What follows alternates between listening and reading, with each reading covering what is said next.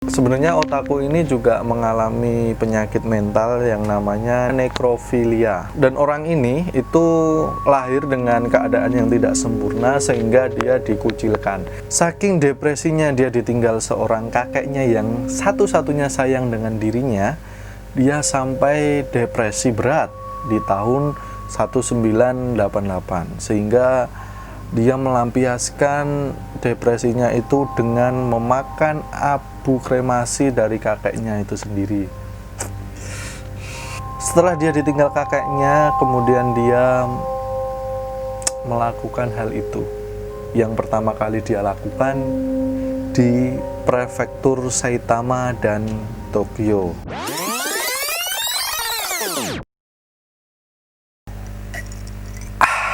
Assalamualaikum warahmatullahi wabarakatuh. Bertemu lagi dengan saya Dimas Saprin. Oke, di video sebelumnya kita membahas tentang orang yang memutilasi dirinya demi karya, yaitu sebuah tato. Oke, sekarang karena ini video kedua dan kita belum ada segmen videonya, belum ada nama ini video apa gitu kan. Mungkin segmennya ini namanya CLBK. Cerita lama bersemi kembali. Oke, di segmen ini kita akan membahas tentang sebuah kisah, sebuah story, sebuah cerita, sebuah pengalaman, sebuah kejadian yang mengerikan yang terjadi di seluruh dunia. Di video yang pertama ini, CLBK yang pertama ini, kita akan membahas tentang Tsutomu Miyazaki. Nah, Tsutomu Miyazaki ini dari namanya kita dengar itu adalah orang Jepang ya. Ya pasti dia orang Jepang. Nah, Tsutomu Miyazaki ini orang Jepang yang aneh dan menurut saya ini sangat-sangat mengerikan sekali. Nah, bagi teman-teman semua, sebelum kita masuk ke ceritanya, sebelumnya teman-teman, ada yang mungkin pencinta anime, saya juga sebenarnya pecinta anime ya, film horor dan manga, mungkin manga yang sadis, yang horor gitu. Hati-hati, jangan teman-teman menjadikan itu semua sebagai motivasi untuk melakukan kejahatan atau kriminal seperti Tsutomu Miyazaki. Jadi hati-hati teman-teman. Di Indonesia mungkin mendengar kata otaku itu adalah istilah yang sangat biasa sekali, karena otaku sendiri artinya adalah seseorang yang gemar akan membaca manga. Manga itu komik ya teman-teman, komik Jepang, kemudian anime, melihat anime, dan juga suka gemar bermain game seperti itu. Itu menurut orang Indonesia sangat biasa sekali. Namun di negeri asalnya yaitu Jepang, otaku ini menjadi sangat negatif sekali karena adanya orang ini, yaitu Tsutomu Miyazaki. Tsutomu Miyazaki ini pernah melakukan pembunuhan berantai yang sangat sadis sekali, yang dimana dia lakukan di negaranya di Jepang. Makanya Tsutomu Miyazaki ini dijuluki sebagai otaku killer di negaranya. Tsutomu Miyazaki ini adalah anak laki-laki yang lahir di tanggal 21 Agustus 1962. Dan Tsutomu Miyazaki ini mengerikannya sekali, tidak hanya dijuluki sebagai otaku killer yang melakukan pembunuhan berantai saja, tapi dia juga dijuluki sebagai kanibalisme. Sebenarnya otaku ini juga mengalami penyakit mental yang namanya nekrofilia. Dan orang ini itu lahir dengan keadaan yang tidak sempurna sehingga dia dikucilkan. Jadi lahirnya orang ini, Tsutomu Miyazaki ini, dia lahirnya cacat, tangannya itu tidak bisa terbuka seperti ini tapi menyatu dengan telapak tangannya. Tsutomu Miyazaki ini lahir dalam keadaan cacat sehingga dia dijauhi oleh teman-temannya, keluarganya, bahkan orang tuanya dan kakak perempuannya menjauhi Tsutomu Miyazaki ini. Hanya satu orang saja yang tidak menjauhi Tsutomu Miyazaki ini, yaitu kakeknya sendiri. Tapi semenjak kakeknya meninggal, dia merasa tidak ada seorang pun yang memperhatikannya, sehingga dia berpikiran dan melakukan perbuatannya yang sangat menyedihkan dan sangat mengerikan pada saat itu. Saking depresinya dia ditinggal seorang kakeknya yang satu-satunya sayang dengan dirinya, dia sampai depresi berat di tahun 1988, sehingga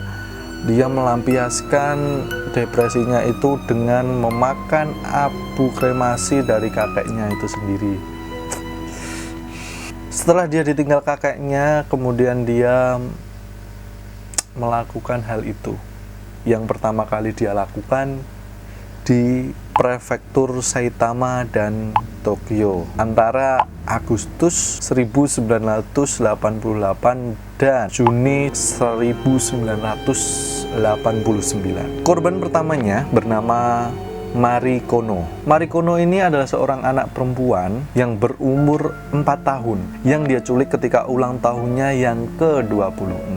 Dia membunuh anak perempuan ini, kemudian dia buang jasadnya dan dia tinggalkan begitu saja. Namun ketika mayat ini membusuk, dia pun datang ke mayat itu dan dia potong kaki dan tangannya dan dia jadikan sebagai tropi yang dipasang di dalam lemarinya.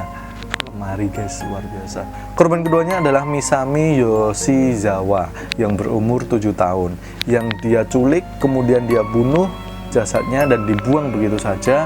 Namun tempatnya adalah sama dengan korban pertamanya yang dia bunuh.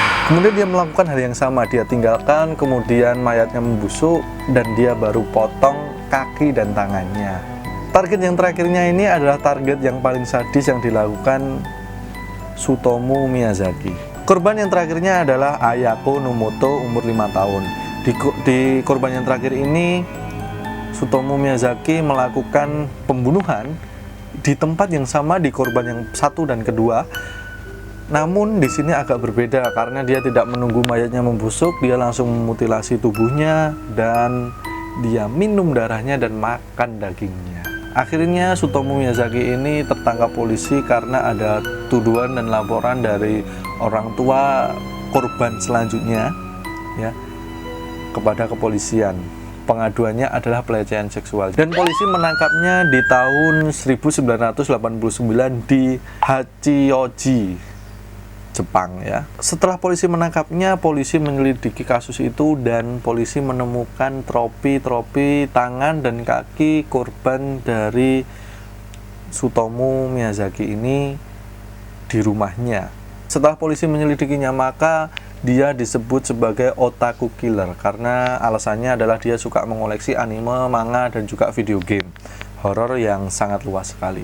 Selain dia membunuh para korbannya dan memutilasinya dan juga ada yang dimakannya, dia juga sering melakukan teror berupa telepon kepada keluarganya. Jika telepon itu nggak diangkat, maka dia akan menelpon terus-menerus. Ketika dia diangkat teleponnya, dia tidak akan berbicara apapun dan dia hanya diam saja. Di dalam masa persidangan, dia selalu menyalahkan dirinya sendiri atas kepribadian ganda yang dia miliki, yang dia sebut Red Man, yaitu tokoh di dalam anime yang dia gambar.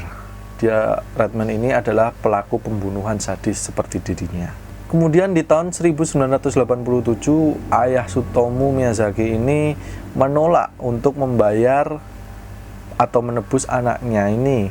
Dan akhirnya Tsutomu Miyazaki ini dihukum mati pada tahun 2008 dengan cara digantung. Oke guys, sekian dari video saya. Jangan lupa like, share, komen, dan subscribe video ini. Nyalakan loncengnya juga biar saya makin semangat dalam berkarya. Oke? Sampai jumpa di story selanjutnya. Dadah.